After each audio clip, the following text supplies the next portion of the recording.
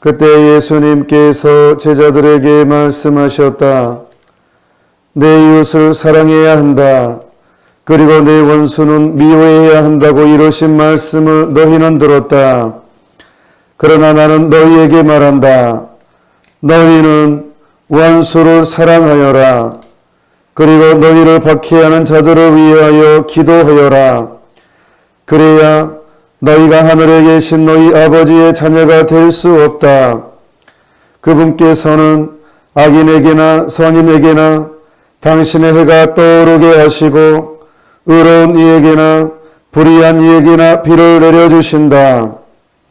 사실 너희가 자기를 사랑하는 이들만 사랑한다면 무슨 상을 받겠느냐? 그것은 세리들도 하지 않느냐? 그리고 너희가 자기 형제들에게만 인사한다면 너희가 남보다 잘하는 것이 무엇이겠느냐? 그런 것은 다른 민족 사람들도 하지 않느냐?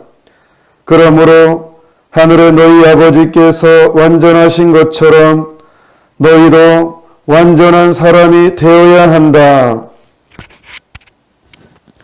주님의 말씀입니다. 그리스도님 찬미합니다. 에어컨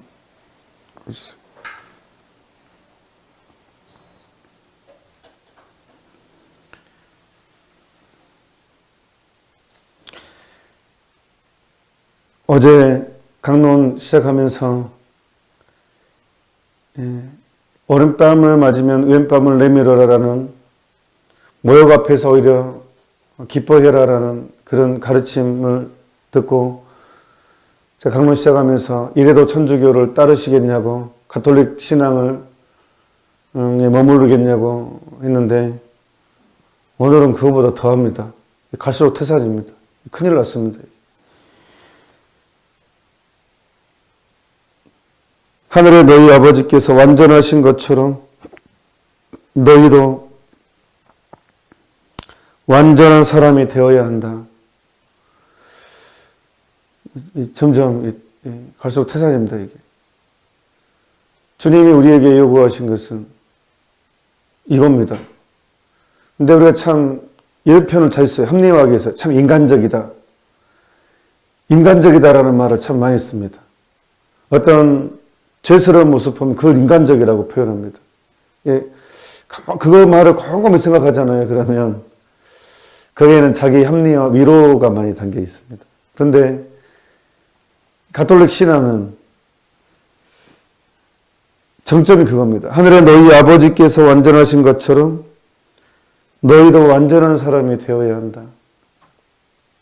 나는 너무 약하고 나는 너무 허물이 많고 나는 너무 쉽게 넘어지는 그야말로 성서적인 표현으로 질그릇인데 어떻게 허약한 나한테 완전한 사람이 되라고 요구하시는가.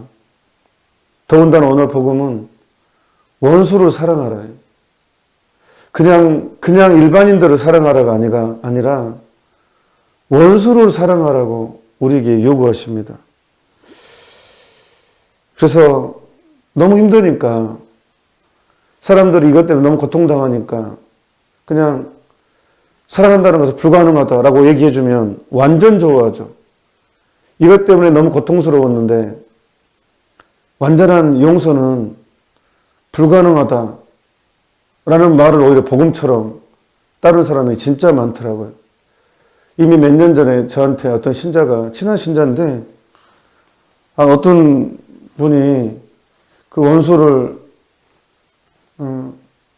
그냥 그거 용서하는 거 힘들다 그냥 미워해라라고 했다고 너무 좋아하는 거예요.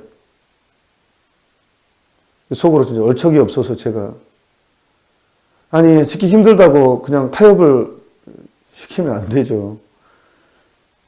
그러면 이 복음 근데 이 예수님 말씀은 우리가 어떻게 받아들여야 되는가? 그래서 우리가 겸손해야 됩니다. 하나님의 말씀을 받아들이려면요 무조건 겸손해야 됩니다. 겸손했을 때 뭐가 생기냐면요 내가 보입니다.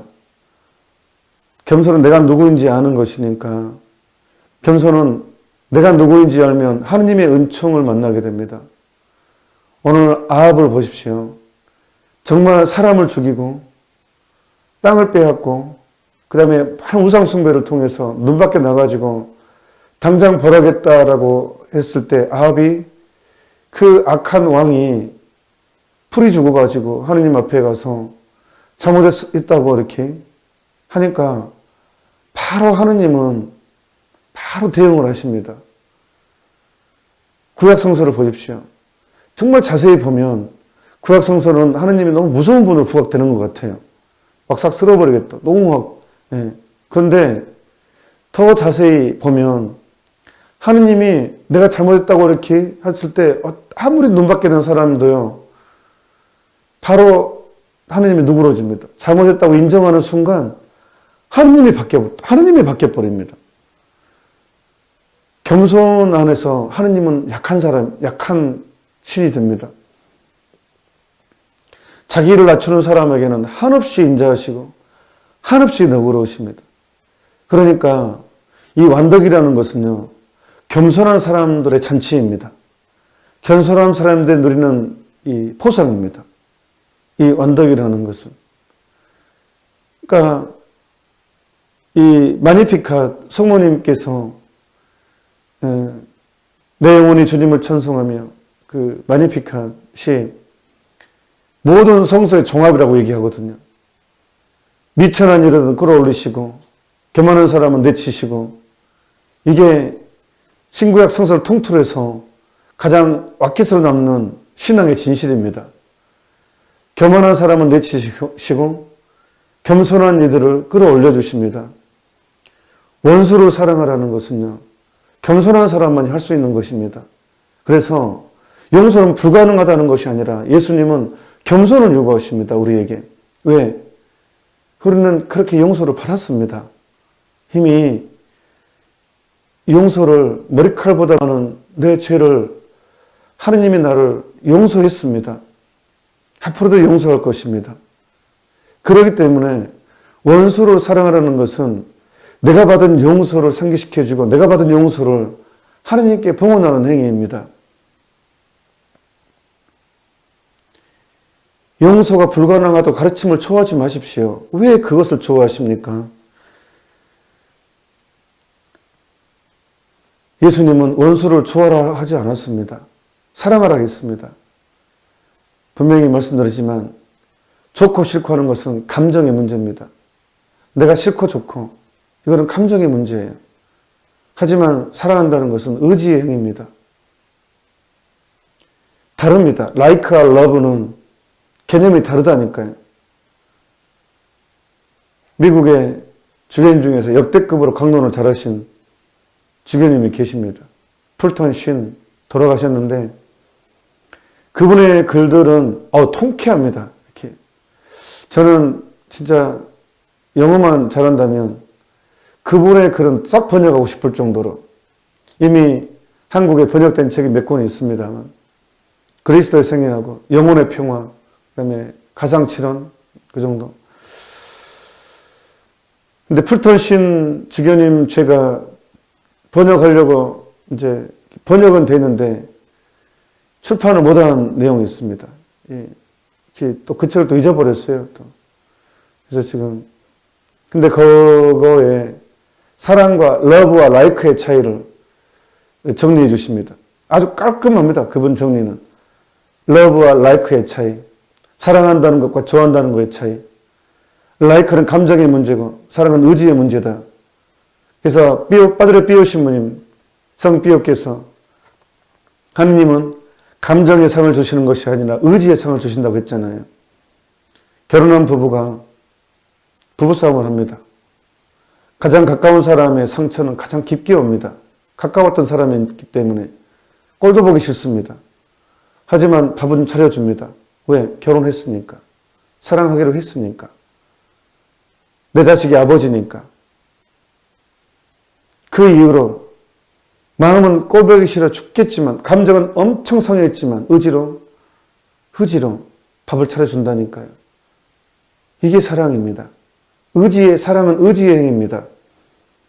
성녀 소아드레사가 15살 6개월에 수녀원 들어갔습니다. 아주 어린 나이에 들어갔죠. 이때 언니가 2명이나 수도원에 있고 또 한 언니는 그런 언니가 수도원 원장이었으니까 수도원을 편하게 살았느냐? 동서 수도원에서. 아닙니다.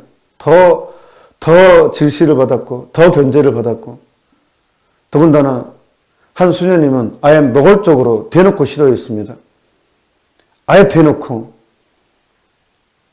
이럴 때 소아들에서는 성도 소아들에서는 예수님께 드리는 선물로 그 수녀님께 미소 띄워주는 것이 중요했습니다. 이게 의지의 수련입니다.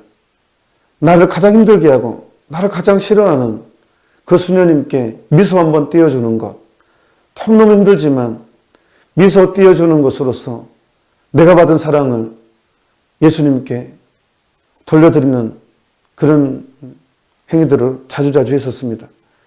그래서 역대급 역사상 가장 위대한 성인 중에 한 분이 됐죠. 예수님이 그런 행위들을 가장 좋아했습니다. 그래서 예수님도 성도 소아들에서한테 한번 쏘십니다. 어떻게 쏘시느냐? 성도 소아들에서 첫 서원한 날 눈을 내려줬습니다.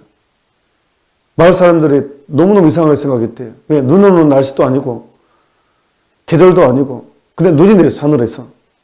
성도 소아들에서는 자기 첫 서원 날 눈 내리는 걸 보고 예수님이 보내준 걸 확실하게 믿었죠. 그리고 감격의 글을 쓰셨죠. 역시 만물을 창조하신 분은 너무 멋지신 분이시라고. 돈 많은 사람은 그 옛날에, 지금은 그런 기사를 못 봤는데 옛날에 이런 기사가 있었어요. 자기 아내 생일날 비행기를 띄워가지고 하늘에다가 뭐를 표시를 하고 구름으로 돈 많으니까. 근데 하여튼 사랑의 입장에서 너무 멋지지 않습니까? 그러니까 예수님이 그런 분이라는 거예요. 그냥 자기가 사랑하는 사람의 당신의 능력이 있으니까 당신의 을 보여주십니다. 성도 소아들에서께. 그러니까 그것을 얼마나 좋아하시는지 예수님께서는 의지의 수련, 의지로 행하는 그런 희생들을, 의지의 사랑의 행위들을 예수님이 얼마나 좋아하시고 얼마나 바라시는지 드러나는 대목이었습니다. 예수님께서 원수를 위해서 기도하고 원수를 사랑하라고 우리에게 요구하십니다. 예수님은 우리에게 충분히 그럴 자격이 있으십니다. 왜? 나를 완벽하게 용서해 주셨기 때문에 그렇습니다. 그리고 이 사랑에 동참하도록 이끌어 주십니다. 원수를 사랑하라면 내 속이 터질 것 같은데 하느님이 되는 과정입니다. 예수님은 우리에게 짜식짜식이라는 것을 주려는 분이 아니시라 전부를 주시려는 분이십니다. 당신 전부를 누리게 해주시고 당신이 누리고 있는 기쁨과 행복을 전체를 주려고 하시는 분이십니다. 부모이기 때문에 여러분은 자식을 키우니까 알잖아요. 아깝지 않잖아요. 자식한테 뭐 주는 게 아깝습니까? 전부를 주고 싶잖아요. 왜? 부모니까. 예수님은 여러분 한 사람 한 사람에 대해서 그렇게 생각하십니다. 전부를 주고 싶어 하십니다. 그래서 원수를 사랑하라고. 그게 완벽한 당신의 전부를 줄 수 있는 행위이기 때문에 그렇게 요구하십니다. 더 이상 우리는 인간적이란 말을 속된 합리화로 써서는 안 됩니다. 예수님은 참으로 인간이셨기 때문에 참으로 인간적이다라는 말은 완덕을 이룬 우리의 본래의 모습, 원래 태초의 인간이 가장 아름다웠고 순수했던 그런 것을 맞을 때 인간적이란 말을 이제 써야 됩니다. 왜? 우리는 예수님을 따르는 사람이니까. 태초에 예수님이 인간의 원형이기 때문에 아담의 새로운 은총으로 옛 아담, 새로운 아담을 예수님이라 하잖아요. 예. 그리고 원죄 이전에 아담, 그게 원래 인간의 원조잖아요. 원뿌리, 인간의 본래의 모습. 그러니까 인간적이다라는 말을 속된 것에 적용하지 말고 참으로 태초의 인간, 거기를 적용하도록 합시다. 분명히 우리의 가톨릭 신앙은 분명합니다. 내가 완전한 것처럼 너희도 완전한 사람이 되어라. 이것이 우리의 최종적인 목표입니다. 우리는 이것을 위해 수없이 넘어지는 것을 경험하게 될 것입니다. 정말 수없이 내 안에서 비참함을 경험하게 될 것입니다. 그 비참함 안에서 우리는 서서히 다시 일어나고 다시 일어나고 다시 일어나고 다시 일어남으로써 나도 모르는 사이에 점점 완덕이 되어 만들어질 것입니다. 나를 믿지 않는 사람, 그리고 넘어졌지만 실망하지 않고 다시 일어나는 사람, 그 사람은 완덕이 이룰 것입니다. 잠시 묵상합시다. 아멘.